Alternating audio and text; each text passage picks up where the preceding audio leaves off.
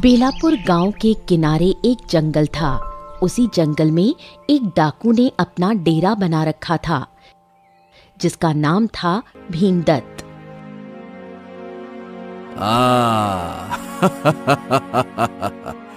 अरे ओ मंगल, तुझे पता है हमारे खाने पीने और भोजन का सामान कम होता जा रहा है और कुछ दिनों में खत्म हो जाएगा।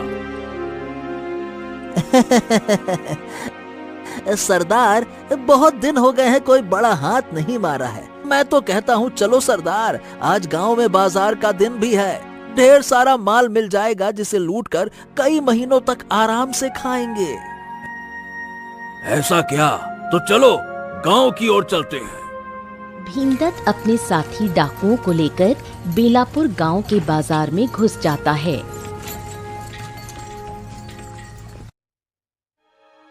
सुनो गांव वालों, तुम लोगों के पास में जितने भी राशन और सब्जियां हैं वो बोरे में भरकर रख दो, नहीं तो सबके सब मारे जाओगे। जल्दी करो। डाकुओं ने सारा सामान बैलगाड़ी में रखा और जंगल की ओर निकल गए।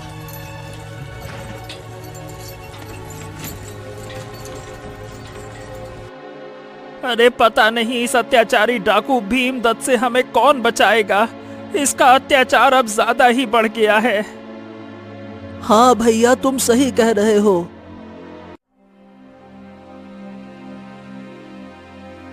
राजा विक्रम अपने सिंहासन पर बैठा था और इसी विषय पर अपने मंत्री जगन्नाथ से बातें कर रहा था। मंत्री जगन्नाथ, 3 महीने में 7 व्यापारियों को लूटा गया। ये भीमदत्त तो अब बर्दाश्त से बाहर हो गया है। महाराज, सैनिकों की टोली उसके अड्डे की तरफ भेजी जा सकती है, लेकिन जंगल उसकी ताकत है महाराज। वो वहीं पे छिपकर वार करता है और किसी को भी आसानी से हरा देता है। ओहो, यानी कि वो तब तक बचेगा जब तक हम उसकी असली तह तक ना पहुंचे। उसी समय रानी रुक्मिणी दरबार में आई।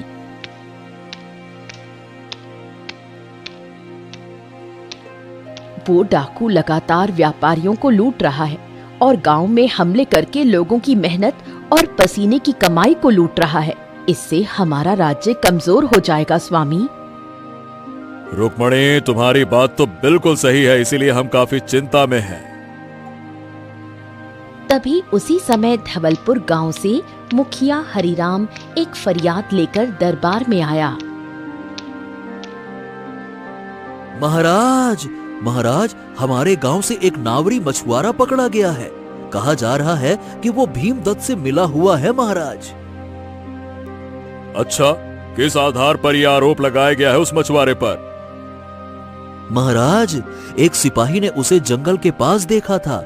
उसके पास 2 चमकते हुए सोने के सिक्के भी मिले जो व्यापारियों के सामान में थे। ये रहे वो सिक्के महाराज। मुखिया राजा विक्रम को सोने के सिक्के दिखाता है। ये तो वास्तव में सोने के सिक्के हैं। ठीक है, एक काम करो, उस मछुआरे को दरबार में लेकर आओ। 2 सिपाही एक दुबले पतले युवक को दरबार में लाए। उसके कपड़े पुराने और फटे हुए थे। वो था मोहन। महाराज, यही है मोहन। इसके पास से 2 संदिग्ध सोने के सिक्के मिले हैं। मोहन, क्या तुम भीमदत्त डाकू को जानते हो? नहीं महाराज, मैं तो रोज नदी से मछली पकड़ता हूँ और उसे बाजार में बेचकर शाम को घर लौट जाता हूँ। बस इसी से मेरा जीवन चलता है महाराज। अरे तो फिर तुम उस जंगल के पास क्या कर रहे थे, ये बताओ। नदी वहीं से गुजरती है मालिक। महाराज, मैं तो बस जाल फेंकने गया था। सिक्के मुझे पानी में बहते हुए मिले। अगर चाहे तो आप नदी के किनारे खुद जांच कर लें, आपको और भी सिक्के मिल सकते हैं वहां पर। महाराज, वैसे देखा जाए तो ये लड़का पहले कभी किसी झगड़े या चोरी में पकड़ा नहीं गया, लेकिन ये मामला गंभीर है, इसीलिए हमें इस पर कड़ी नजर रखनी चाहिए महाराज। तुम्हारी बात सही है मुखिया। किसी के भी ऊपर आरोप लगाना इस तरह से उचित नहीं है जब तक हमें सच्चे सबूत नहीं मिल जाते। ठीक है, मोहन को अभी मुक्त करो, लेकिन गांव में ही रहना होगा तुम्हें मोहन, ठीक है ना? और तुम बिना अनुमति के बाहर नहीं जा सकते। अब हमारी तुम पर कड़ी नजर है। मोहन ने सिर झुकाया और सिपाहियों के साथ बाहर चला गया। मंत्री जगन्नाथ, अगर वो डाकू हमारे गांव के लोगों को अपने लिए इस्तेमाल कर रहा है तो फिर यह तो चिंता का विषय है। महाराज, आप कहें तो मैं अपने गुप्तचर जंगल में भेजता हूं। वो जंगल में भीमदत्त की तलाश शुरू करेंगे। ठीक है मंत्री जी।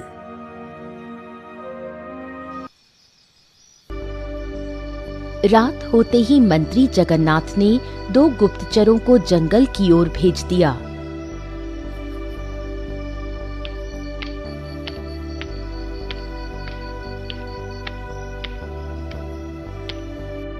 उसी रात मोहन अपने घर में चुपचाप बैठा था।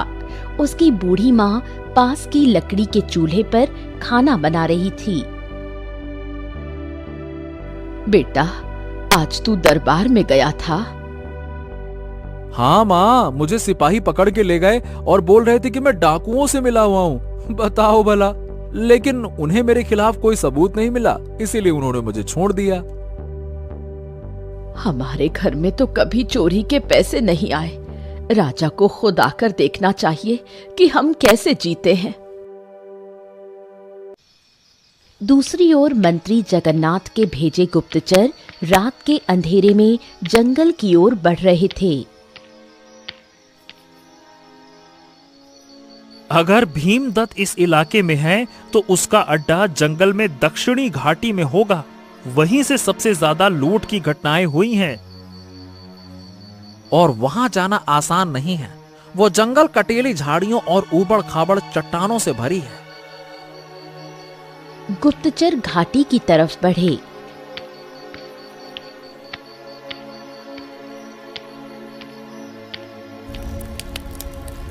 एक जगह उन्हें बुझी हुई आग की राख और कुछ पत्तों से ढका टाट का टुकड़ा मिला।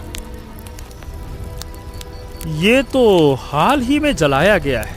मतलब डाकुओं का ठिकाना यहीं कहीं आसपास हो सकता है।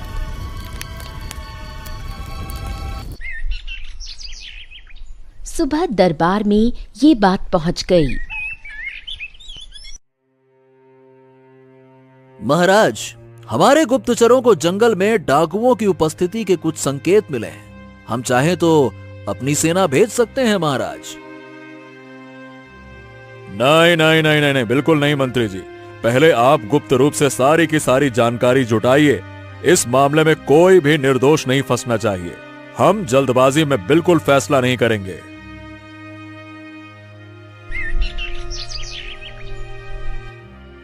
दूसरे दिन सुबह मोहन फिर से नदी किनारे पहुंचा।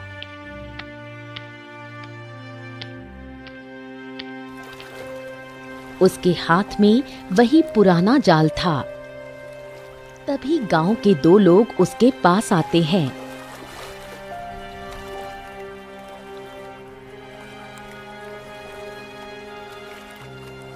अरे मोहन, सुना है कि तुझे गांव में डाकू का साथी समझा जा रहा है। हाँ, पर मैंने सही बताऊं तो किया कुछ नहीं है। मुझे तो बस वो सिक्के पानी के पास में मिले थे, बस। अरे भैया, तो सावधान रहना। शक एक बार लग जाए तो मिटाना मुश्किल होता है मोहन। मोहन कुछ नहीं बोला। इतना कहकर वो दोनों वहां से चले जाते हैं। उसने जाल को नदी में फेंका। पानी शांत था और नदी में मछलियां कम थीं। उधर राजमहल के दरबार में। महाराज, हमारे गुप्तचर भीमदत्त के ठिकाने के पास तक पहुंच गए हैं। अब हमें कार्यवाही शुरू करनी चाहिए महाराज। मंत्री जी, ऐसा है कि कार्यवाही तो तभी होगी जब हमें कोई प्रमाण हासिल होगा। क्या उन्होंने डाकू को देखा है? नहीं महाराज, उन्होंने किसी भी डाकू को देखा तो नहीं है, लेकिन हाँ, एक आदमी पकड़ा गया है जिससे पता लगा है कि वो उन डाकुओं के लिए खाना पहुंचाता था। ठीक है, तो उसे दरबार में लेकर आओ, हम खुद उससे पूछताछ करेंगे। एक बूढ़ा आदमी 2 सिपाहियों के साथ दरबार में लाया गया। क्यों, तुम्हारा नाम क्या है? मेरा नाम रामू है और मैं नदी के उस पार रहता हूँ महाराज। मैं तो बस जंगल में लकड़ियाँ काट कर बेचता हूँ और उसी से मुझे 2 वक्त की रोटी नसीब हो पाती है। तो फिर तुम उस डाकू भीमदत्त के अड्डे में क्यों गए थे, ये बताओ जल्दी। राजा विक्रम की ये बात सुनकर वो बूढ़ा आदमी डर गया। महाराज, मुझे नहीं पता था कि वो डाकू है। 2 लोगों ने मुझे पैसे दिए और कहा कि खाना छोड़ कर आऊं, तो बस मैंने वैसा ही किया। मेरी कोई गलती नहीं है महाराज। क्या वो लोग धवलपुर गांव के थे? हाँ जी महाराज, एक का नाम मोहन था शायद। वो बोलता कम था पर मजबूत था। दूसरा कौन था मुझे ठीक से याद नहीं है। ये बात सुनकर राजा विक्रम चौंक गए और दरबार में सन्नाटा छा गया।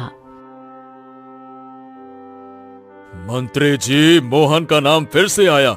अब हमें सीधी जांच करनी होगी। उसी शाम सिपाही फिर से धवलपुर गांव पहुंचे। इस बार उनके साथ मंत्री जगन्नाथ का एक गुप्तचर भी था।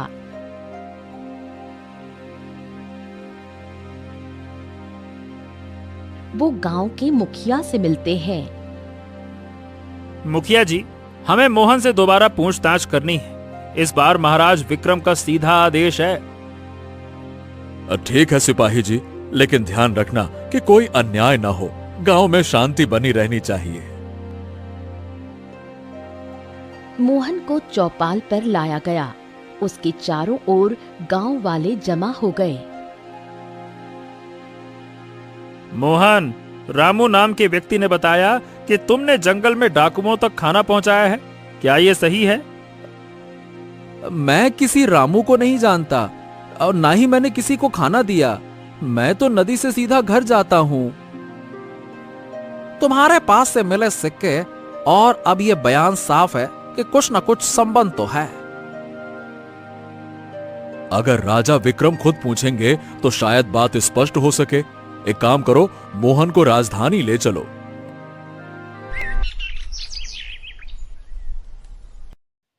अगली सुबह मोहन को 2 सिपाही राजमहल ले गए। महल में रानी रुक्मिणी भी उपस्थित थी। मोहन, अब तुम सीधे सीधे बताओ, क्या तुमने भीमदत्त से संपर्क किया है? नहीं महाराज, मैंने आज तक किसी डाकू को नहीं देखा। मैं नदी से मछली पकड़ता हूँ, उसे बाजार में बेचकर सीधा घर लौटता हूँ। इसी से मेरा गुजर बसर होता है महाराज। अगर ये सच बोल रहा है तो इसे छोड़ देना चाहिए। महाराज, मुझे लगता है कि इसे कुछ समय के लिए नजरबंद रखकर गुप्त निगरानी में रखा जाए। ठीक है, मोहन को वापस भेजो, लेकिन उसकी गतिविधियों पर पूरी तरह से नजर रखी जाए।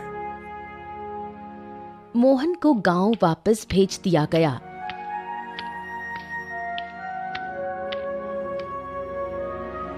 लेकिन उसके पीछे 2 गुप्त सिपाही लगा दिए गए।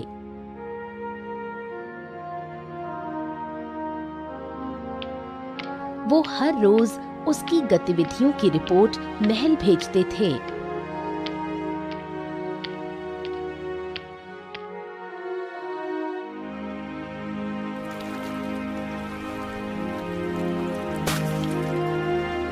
ये तो हर रोज सुबह 5 बजे नदी आता है, मछली पकड़ता है और दोपहर तक लौट जाता है। महाराज को इस बात की खबर देनी चाहिए। हाँ, तुमने सही कहा। हमें मंत्री जी को बताना चाहिए कि मोहन कभी किसी से ज्यादा बात नहीं करता, घर में ही रहता है और रात को भी कहीं नहीं जाता।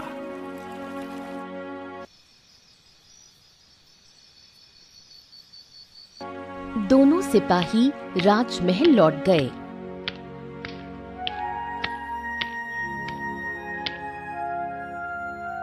दोनों मंत्री जगन्नाथ के कक्ष में गए और सारी बात बताने लगे। मंत्री जी, मोहन पे हमने 2 दिन तक कड़ी नजर रखी, लेकिन कोई सबूत उसके खिलाफ नहीं मिला।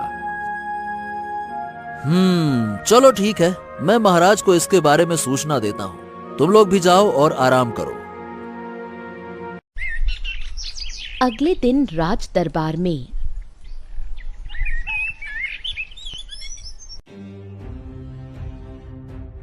महाराज, तो बात यह है कि अब तक की निगरानी में मोहन के खिलाफ कुछ भी संदिग्ध जानकारी नहीं मिली है। अच्छा, तो फिर इस रामू ने झूठ क्यों कहा?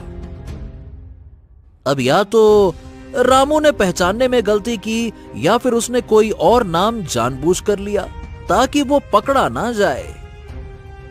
मंत्री जी, गुप्तचर से कहिए कि वो रामू से पूछें और इस बार कड़े सवाल हों ताकि सच सामने आए। मंत्री जगन्नाथ और गुप्तचर रामू के घर जाते हैं। रामू, क्या तुमने जानबूझकर मोहन का नाम लिया? सच सच बताओ। देखिए, मुझे डर था कि जिन लोगों ने मुझे खाना पहुंचाने को कहा है, उन्होंने मुझे धमकी दी थी कि अगर मुंह खोला तो मेरी झोपड़ी को जला देंगे। इसी डर से मैंने सच नहीं बोला। अब मुझे माफ कर दीजिएगा। अच्छा, तो क्या तुम उन्हें पहचान सकते हो? हाँ, उनमें से एक का नाम मंगल था। वो पहले मोहन के साथ मछली पकड़ता था, बाद में गांव छोड़कर चला गया। अब शायद डाकुओं के साथ में मिल गया है। इतना सुनने के बाद वो अब सारी बात समझने लगे थे और मोहन पर से उनका शक अब खत्म हो गया था। वो तुरंत राजमहल के लिए रवाना हो गए।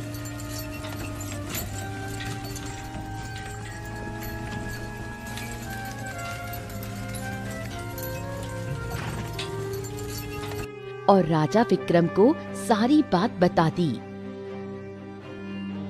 सिपाहियों, उस डाकू भीमदत्त के साथ ही मंगल को तुरंत खोजा जाए।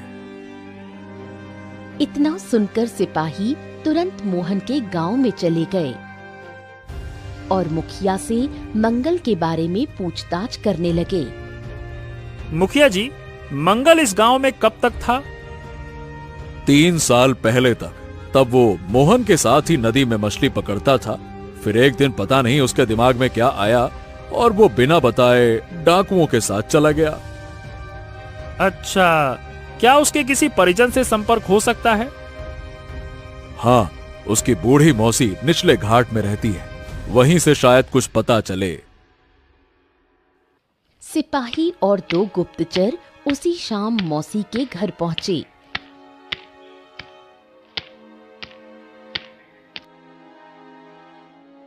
घर मिट्टी का था, बाहर लकड़ी की चौखट। मौसी बाहर ही चारपाई पर बैठी थीं। क्यों मौसी, तुम्हारा भांजा मंगल कहाँ है? 2 साल से कोई खबर नहीं।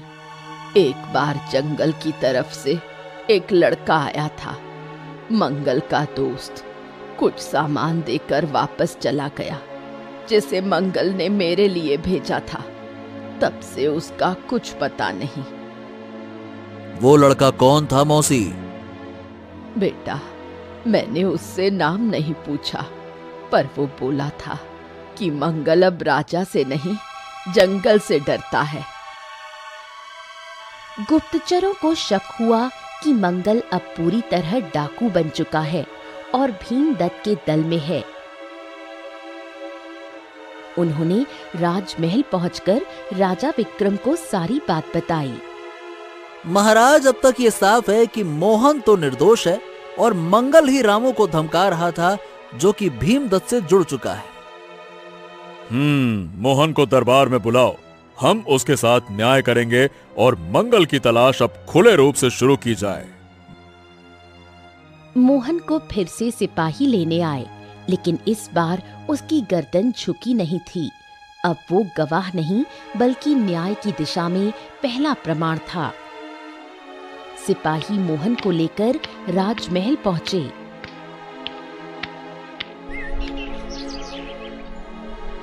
राजा विक्रम, मंत्री जगन्नाथ और रानी रुक्मिणी राजमहल के बगीचे में ही उपस्थित थे। मोहन, हमने तुम्हारे बारे में पूरी जांच की और वाकई में तुम निर्दोष हो। हमने जो तुम पर शंका की उसका हमें खेद है। अब हमें माफ कर दो। महाराज, मैंने कुछ नहीं छुपाया था।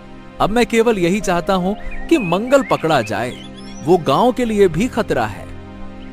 हाँ मोहन, हमने मंगल को पकड़ने की पूरी योजना बना रखी है। गुप्तचरों की एक टुकड़ी जंगल में भेजी जा रही है और इस बार मोहन हम तुम्हारी मदद भी चाहेंगे।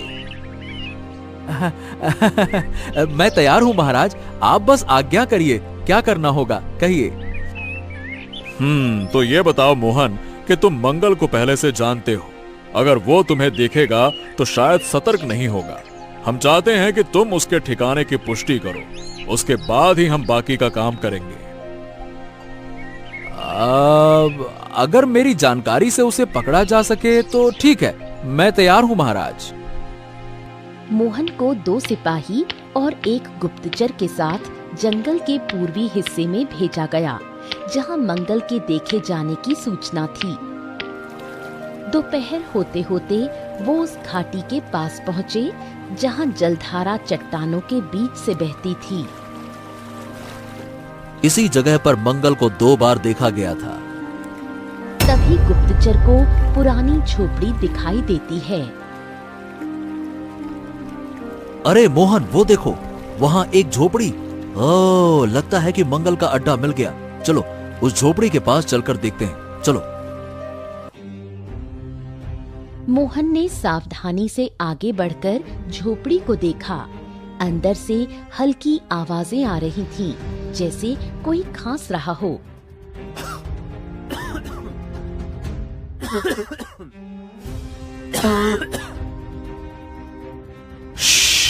मैं आगे जाता हूँ, तुम लोग पेड़ के पीछे रहो। मोहन झोपड़ी के पास पहुंचा और हल्की आवाज में बोला, मंगल, ए मंगल, मैं हूँ मोहन। अब मुझे तुमसे कुछ बात करनी है, बाहर आओ। झोपड़ी के अंदर मंगल ये बात सुनकर पूरी तरह से चौंक जाता है और बाहर आकर मोहन से पूछता है, तू? अबे तू यहाँ क्या कर रहा है? राजा विक्रम ने तुझे ढूंढने को कहा है। मैं तेरी झोपड़ी देखने के बाद उन्हें पहले भी बता सकता था कि तू यहाँ छिपा बैठा है, लेकिन सुन सुन सुन, पहले मैं खुद देखना चाहता था कि तू डाकू किस वजह से बना है। बता, क्या तेरी कोई मजबूरी थी इसके पीछे? अरे मजबूरी ही तो थी, लेकिन सुन, अब लौटना नहीं है। अब अगर तू यहाँ आ ही गया है तो तू या तो साथ देगा या यहीं मरेगा।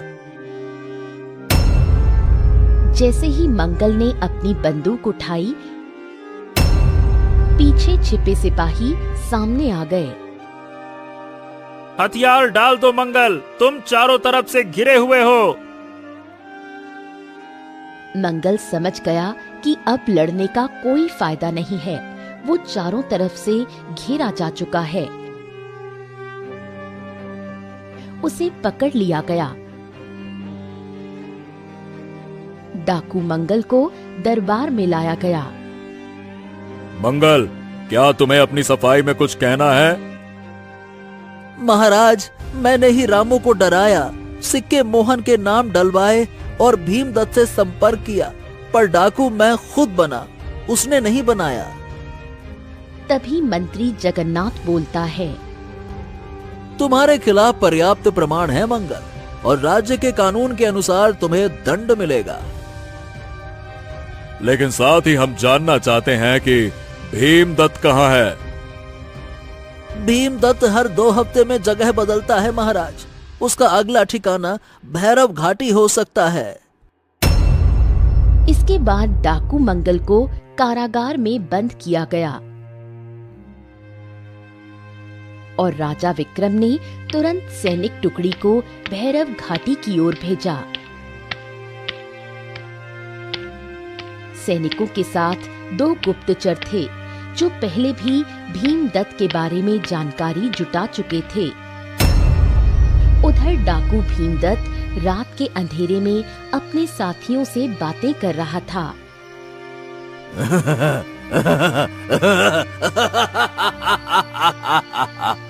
अरे रघु, सुना तुमने? अपना मंगल किसके हाथों पकड़ा गया? हाँ सरदार, और वो भी कोई बहादुर सिपाही नहीं, सीधा साधा गांव का मोहन, वही जो नदी से मछलियां पकड़ता है।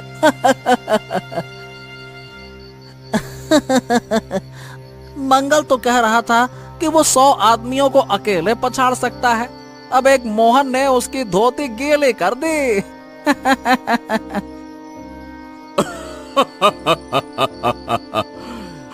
अबे डाकू कम, बंदर ज्यादा लग रहा था हमारा मंगल। अगली बार उसे मिठाई बेचने भेजेंगे, लूटपाट छोड़ो। अरे छोड़ो मंगल की बात सरदार, असली मुद्दे पे आओ। कल रात का क्या प्लान है? हाँ, कल रात हम सीधे जमींदार सुरेश सिंह की हवेली पर धावा बोलेंगे। सोने की मूर्तियां, संदूक में चांदी और वो पुराना हीरा सब हमारा होगा। उधर सैनिक और गुप्तचर मिलकर डाकू भीमदत्त को पकड़ने की योजना बना रहे थे। यह जगह उसकी आदतों के अनुसार छिपने के लिए बेहतर है। झील पास है और जंगल घना। रात का समय हो गया था। थोड़ी दूर चलने के बाद उन्हें एक पुरानी गुफा दिखाई दी। तभी गुफा से एक आवाज सुनाई देती है। वो आवाज डाकू भीमदत्त की थी। भाई, इस बार जमींदार की हवेली को ऐसे लूटेंगे कि उसकी अगली 7 पीढ़ियां तक याद रखेंगी। ओ तो अच्छा, ये खूंखार डाकू भीमदत्त यहाँ छिपा बैठा है। सैनिकों ने गुफा को चारों तरफ से घेर लिया और डाकू भीमदत्त पकड़ा गया। तुम्हारे खिलाफ राज्य में कई मामले हैं। पारियों को मारा, राजस्व ठप पड़ गया। अब महाराज, यही कह सकता हूं कि मुझे क्षमा कर दीजिए। मुझसे बहुत बड़ी भूल हो गई। अरे ये भूल नहीं है बेवकूफ कहीं के। तुमने जो अपराध किया है भीमदत्त, उसके लिए मेरी नजरों में कोई क्षमा नहीं है। तुमने बेगुनाहों की हत्या की है, गांव में लूटपाट किया है। सैनिकों, इस डाकू भीमदत्त को आजीवन कारावास में डाल दो। डाकू भीमदत्त को कारावास में डाल दिया गया। उस दिन के बाद गांव में सभी लोग आराम की जिंदगी जीने लगे।